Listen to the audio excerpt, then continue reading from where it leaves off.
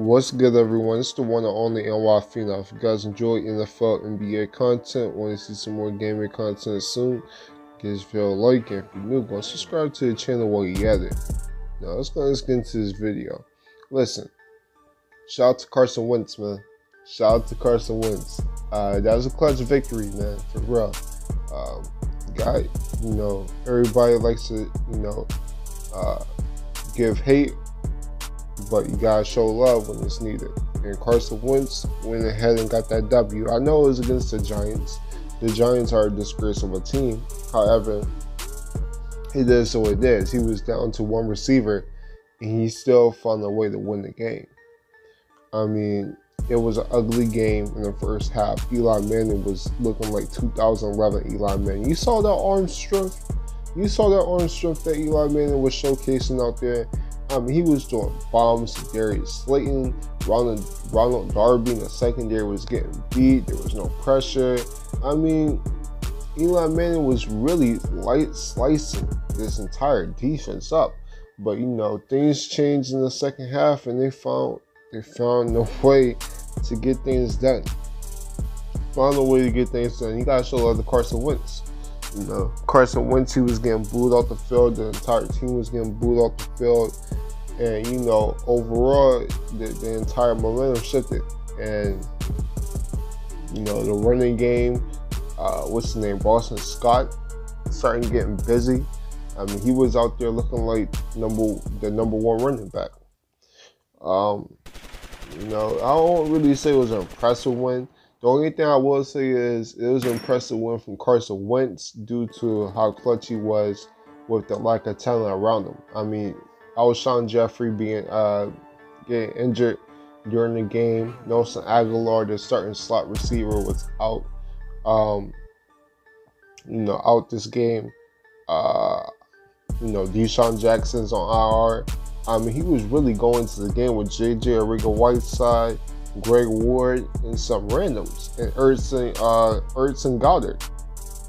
So he had two tight ends, a rookie wide receiver, a no-name receiver, and another no-name receiver with a few running backs. I mean, there's really nothing much I can say. Also, Lane Johnson got injured throughout this game, and Carson Wentz still found a way how to get things done. The Giants overall, I mean, who cares? You guys are trying to get Chase Young. You guys should be focused on getting Chase Young, and that's that. Overall, for Carson Wentz to go in overtime, keep the drive going, and finish the game off, salute to you, man. Salute to you. And people got to keep the same energy. People talking about Carson Wentz isn't clutch and he can't win a big game. That was a big game. Wasn't against the best team, but it was still a big game. So the Eagles are right there in the division. The Cowboys keep on stinking. The Eagles finally get a win. And it looks like that week 16 matchup is going to be the game of the year. My thing when it comes to that, though, Dak always owns Carson Wentz. And, I've been showing Carson Wentz some love throughout this video. However, we know the history between Dak and Carson Wentz. And it hasn't always been on Carson Wentz's side. That's it for that game. We got to speak more about Week 14. Listen, Jimmy G is legit. Jimmy G is legit. People got to start showing him some love, man. The fact that Jimmy G went into the Superdome and didn't just, beat Drew Brees and the Saints. He outdoored Drew Brees and the Saints. He went in the dome and he really got it done. He went shot for shot. I mean, it was a full shootout in the dome. And teams and quarterbacks don't survive that. They can't outduel Drew Brees in the dome. However, Jimmy G, or as for Stephen A. Smith would say, porn star Jimmy, went ahead in the dome of death and survived. Came out wounded, but still led the team to victory. I mean, Jimmy G really has best game of his career. I mean, we all expected overall that this is going to be a defensive showdown, especially me. I was thinking that this score was going to be around 23-20, 2017. I really didn't have a winner going into this game because this game was so close and I really didn't know where to go. I was just like, I know for sure this is going to be a defensive game. However, like the rest of the media, I was wrong. This was the highest scoring game of the week and probably the entire season. Overall, both defenses did not show up. Okay, you know, both of these defenses are top 10, top 5 defenses, and they just did not show up. I mean, they, you know, I might have to put a APP for both of these defenses because both of them are they're on different sides of the world right now. Who knows where they were at? Jimmy G, man, 349 yards, 4 TDs. He threw a pick. However, Jimmy G, man, great game. Kyle Shanahan, man, he just proved that he can go blow to blow for Sean Payton when it comes to the best offensive minds in the NFL. We gotta put Kyle Shanahan with the Andy Reids and the Sean McVays and the Sean Paytons of the world and the Josh McDaniels. Kyle Shanahan is legit. He proved it, man. I mean, he was scheming running plays wide open. I mean, this guy might be the best run play designer that I ever seen. I mean, Machine Mustard, gashing the defense. Matt Breida, coming fresh off an injury, came out and balled out. He even got Deebo Samuel carrying the rock. Rookie wide receiver, strong, gets busy. I mean, this 49ers team is legit. There's no way you get around it. This 49ers team is legit. And, you know, it sucks that their starting center, I believe that was their starting center, got injured. It could have been one of their guards, their right guard. Rich Berg, he's out for the season. That sucks. But, you know, every team is dealing with injuries, so it's the next man up. You know, overall, even coming into this game, they were injured. You know, starting strong safety Jaquez Tart, out for this game.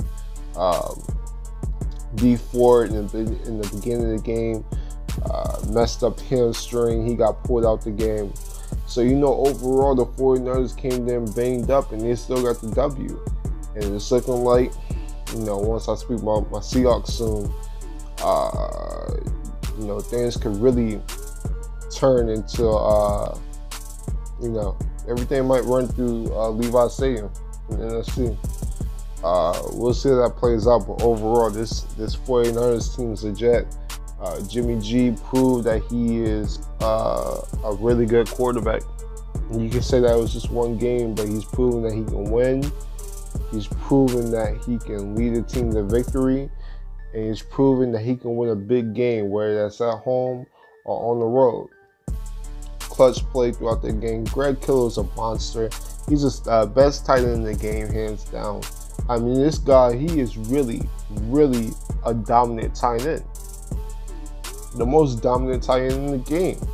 I mean, this guy, I'm not going to call him Gronk, because in my opinion, Gronk is probably the best tight end to ever lace him up. However, man, this guy, George Kittle, legit. George Kittle is legit. I mean, that last play is that's just domination. There's no way to get around it. You know, that's just plain domination. They can do about it, and big time players make big time plays. That's it. That's all. You know. So, shout out to George Kittle for that. On the other side of the sticks, it sucked that the Saints lost Jared Cook in the first quarter. Jared Cook was balling out. He was giving the 49ers his ass to kiss the entire first quarter. I mean, you know, big plays down the field. I mean, he had 2 catches, but both of those 2 catches were touchdowns. I mean, the first play, quick seam route up the middle, bam, make a strong safety miss. I believe that was Marcel Harris. Broke a tackle, fly in the end zone. Jared Cook cooking. Then that other catch where he suffered a concussion. Did you see how high he got up for that ball? I mean, that guy's a straight beast. I mean, he's starting to show why I was so big on him this entire season. I mean, that's going to be hard to stop. and we saw how unstoppable it was to stop. Because look, you got to account for Thomas, okay? Even though Kamara is not having the best season at all, you still got to account for him. So that left Jared Cook open with the strong safety Tart out. They took advantage of that, and Jared Cook was cooking. And it's unfortunate that he suffered the concussion that he dealt with. But, I think that plays somewhat of a factor. I mean, so when you're top targets, especially a red zone target like Cook, can definitely change the dynamic of the game. However, it's still the defense. Man, where was this top 5 defense at? Where was this top 5 defense at? And I'm not... D-line, in my opinion, had a pretty solid game. I mean, D-line was getting there. I mean, this D-line for the Saints, it's legit. It might not get talked about as much as the 49ers D-line, but trust me, this Saints defensive line with Cam Jordan, Davenport, Rankins, Tuttle, Malcolm Brown, Onyemata, Trey Henderson. I mean, these guys can really go deep with their D-line. Their D-line is legit. But we definitely saw that this Saints defense is not the same. Didn't play the same. That run defense was getting gassed. I mean, we're talking about one of the best run defenses in the NFL. They were getting gassed, and you saw the importance of the 2 linebackers that they were missing. You know, Kyle Shanahan scheming, running plays wide open, getting to the edges, and making big plays. Matt Breida, Rasheed Mostert. Didn't even see that much Tevin Coleman. I predicted that we were going to see a lot of Tevin Coleman this game.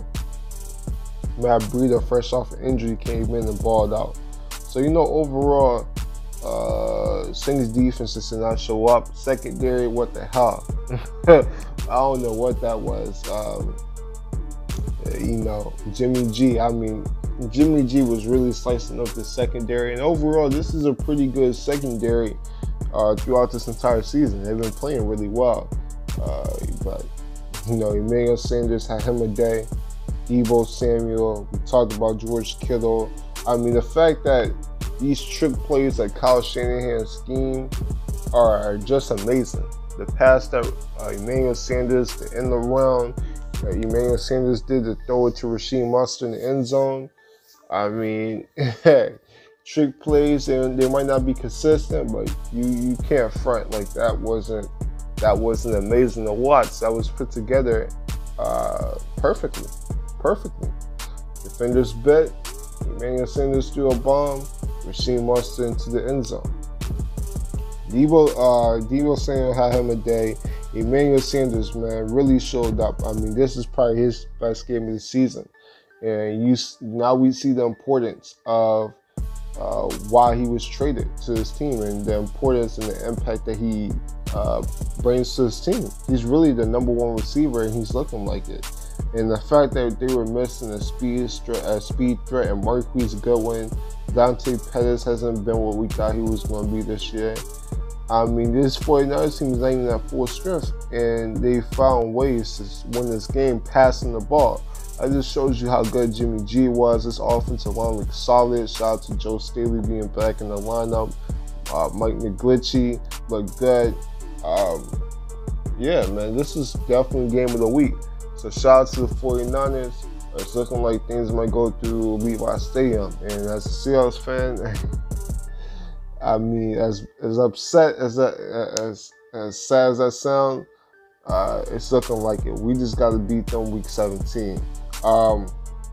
Let's keep it pushing though. We got too many games to speak about. Let's talk about one. Patriots and Chiefs, man. I'm not going to overreact to this game. I didn't make any previews about this upcoming week. However, we knew that the Patriots were going to struggle this game. I didn't think this was a good matchup just because the Patriots at this moment can't go blow for blow with the Chiefs. I'm being real. They can't. I mean, the Patriots defense, they didn't play a bad game. As a matter of fact, they got screwed. And you don't really hear that much when it comes to the Patriots. But they got screwed. That Stephon Gilmore fumble, that shouldn't have been called dead. That should have been fumbled to the end zone. They missed the PI when it came to Philip Dorsett, but you know, it's funny to see the Patriots on the other side of the stick. You know, it's kind of very interesting for sure. Chiefs won the game though. Chiefs did, and I'm impressed by the Chiefs. And you know, this is a big win for the Chiefs, a bigger win for the Chiefs than it would have been for a big win for the Patriots. Because my thing is, if you're the Chiefs, you need to win this game. Because, yeah, we know the Chiefs are a good elite team, but they need to see it for themselves that they can beat the Patriots. And to establish some confidence going into the playoffs late in this regular season, that you've seen that you can beat this Patriots team, makes it a lot. Makes the team very confident. So you see that this Patriots team is beatable, and you didn't necessarily have your best game on the offensive side, because let's be real, the Chiefs, especially in the second half, did not perform well on the offensive side. Defense actually showed up. I mean, this is one of the most inconsistent defenses in the NFL. You never know what can pop up, but they showed up for this game. But this is a big confidence booster for the Chiefs. Big confidence booster. Patrick Mahomes finally gets his first win against Brady. And, you know, this is big going to the playoffs. Because, like I said, you need to see it for one time. That's all you need. A scorer only needs to see one shot go in the bucket. That's all the Chiefs need to see. One win. Now, when it comes playoff time, when they maybe have to match up with the Pats, another time, especially if it's in Foxborough, you know, they can go back to this game like, yeah, this team is beatable. And that's going to make it a lot more inspiring. And, you know, I got to be real. The Chiefs are contenders. A few weeks ago, I really wasn't confident in this team, but the fact that they were able to go into Foxborough and get the W, no matter the circumstances, you can say that the Patriots got robbed and Stephon Gilmore should have had a touchdown and this, then the third. At the end of the day, the Chiefs got the W. And that's all that matters at the end of the day. And that's big going to playoff time. As far as the Patriots, should you be worried a bit? Maybe. But is it panic time? No, y'all still 10-3. Y'all still 10-3. The Bills lost, so you don't have the Bills on your tail a bit. All you guys have to do is beat them, and you got the division locked up. Listen, at the end of the day, it's still Brady and Belichick. Brady, how can I spin it? Brady, okay, he's not having his best season at all, and you can say he looks a little bit older, because he's 42, okay, so he's going to look older naturally. He's 42 years old, the oldest player in the NFL, I believe, besides Adam Vinatieri. So, you know, overall, he's not going to be the same. However, you can't place all of this on Tom Brady. Offensive line, like I said, going to the season wasn't going to be the same. You've seen it. You've seen it here. Losing David Andrews, you really couldn't replace that. Losing James Delavan, the starting fullback, who was literally a huge part of this offense. You can't replace that. But I will say is, the Patriots, listen, the talent, how should I place this? Because the Patriots kind of screwed their own selves up. You came into the season with all this talent. Josh Gordon, Demaryius Thomas, A.B., Julian Edelman was still, was Julian Edelman still. And you just had all this talent, and you get rid of Demaryius Thomas, and you get rid of a Josh Gordon, and you release A.B. This is on y'all. Now, if I'm the Patriots, this is not going to be a regular walk to the Super Bowl type of run that you guys want to make. You got some teams that you're going to battle through in the AFC. You saw yesterday, Chiefs are no joke. The Chiefs, as a person or just a spectator of the game, I'm more confident in this Chiefs team than I was in last year's Chiefs team, because actually in this year's Chiefs team, this defense can actually show up at times. The offense hasn't actually performed to the best level, which is scary. So, you know, yeah, I talk about the Chiefs and all, about how their offensive lines aren't the same, and losing someone like Mitch Morse hurts, and they don't have a consistent running game. However, you still got Patrick Mahomes, and if this Chiefs defense wants to play like this for most of the game, it could be very scary. So the Chiefs are going to be on your ass. You know about the Ravens. I mean, there's no talk about the Ravens. They're the best team in the entire National Football League right now. So there's not going to be no walkthrough in the AFC. So if I'm the Patriots, listen, you have to go for another target. Okay, I love me some No-Kill Harry, but he can't be the primary target on the outside for you guys to make it to the Super Bowl this year. Not this year, maybe next year, but he still has some things to learn. Julian Edelman is a slot receiver, a really good slot receiver, but a slot receiver at his peak. Jacoby Myers, let's be real. Benjamin Watson, Lacoste. I mean, the targets are not what they were going to this year. And like I said, that's part to blame y'all. Nobody said for y'all to trade Demaryius Thomas. You guys gave up on Josh Gordon. You know, AB was a different situation, but you know, maybe you guys could hold off. I don't know. That's a different situation. Listen, anyway, you guys need to bring AB back. You know, that's it. Just bring AB back. Get AB, do whatever he has to do off the field, clear up the situation. And if you guys can have AB on this line, somebody who can get open quick, because you need somebody who can get open quick on the outside. I'm not just talking about slot receivers with Julian Edelman. You need somebody on the outside who can get open quick, who has a good release, great route running, a good enough speed to make a play. That's it, okay? Because his offensive line is not the same. I'm not going to say his offensive line is terrible, but his offensive line is not the same. Tom Brady doesn't want to get hit like he has in the past. You need somebody who can get open quick on the outside, and that's exactly what AB does. I mean, do it ever. Robert Kraft, Belichick, the whole entire Pats organization. Do what you have to do. I don't care if you guys have to miss practice all week. Stop practice all week. Get AB on this team no matter what. Clear up AB. Clear up all the allegations in the back. Pay these chicks off. I don't even care anymore. Okay. Yes, the entire incident is super sketchy. However, at the end of the day, you're the best receiver this decade. Patriots, you guys gonna most likely need him to get, try to make it to another Super Bowl. If y'all want that 7th ring, I gotta make a move for AB. Point blank. For the rest of the games of the week, Ravens are the Ravens.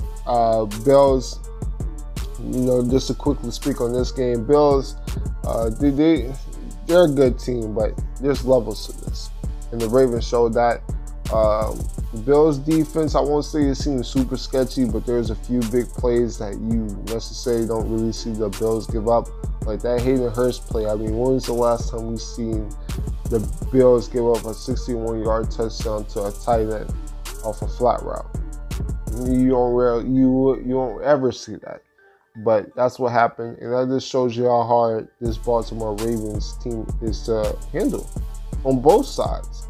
Defense making plays. Shout out to Marcus Peters, man. Really revived his career. Changed his career in less than 2 months. Shout out to Marcus Peters and this Baltimore Ravens organization. John Harbaugh should be in contention for Coach of the Year. Yeah, I mean, for real, this guy, John Harbaugh, he is one of the best coaches in the NFL. But shout out to the Ravens, man, getting things done. And they're the best team in the league right now. Quickly speak about some other games. Texans, this is why I don't believe you guys are a real contender. Games like this. I know Drew Lock is looking impressive, and, he is definitely showing some of that potential that we all saw during the draft time. But this is the type of games you have to win. You're at home against the Broncos, and you guys get showed out. I mean, Kareem Jackson comes back, and Broncos debut versus his former team in Houston and balls out against you guys, and you know they won handily. I mean, this game wasn't even as close as a box score shows, and the score was 38-24. Embarrassing for the Texans. This is the type of games you have to win. And this is why I separate you guys from the elite teams in the AFC. This is why I don't put you guys in the same conversation as the Ravens, the Patriots, and the Chiefs. It's levels to this, and you guys are just not on there at the moment. I love me some Deshaun Watson and Hopkins and the crew, but you know it is what it is. But you know, overall, shout out to the Titans, man. They look legit. I already spoke about the Rams and Seahawks. If you guys want to hear that, check out my previous video, did my reaction on that. But you know, overall, man, that's it. That's all. Subscribe to the channel if you're new. I'm the phenomenal one, and I'm out. Deuces.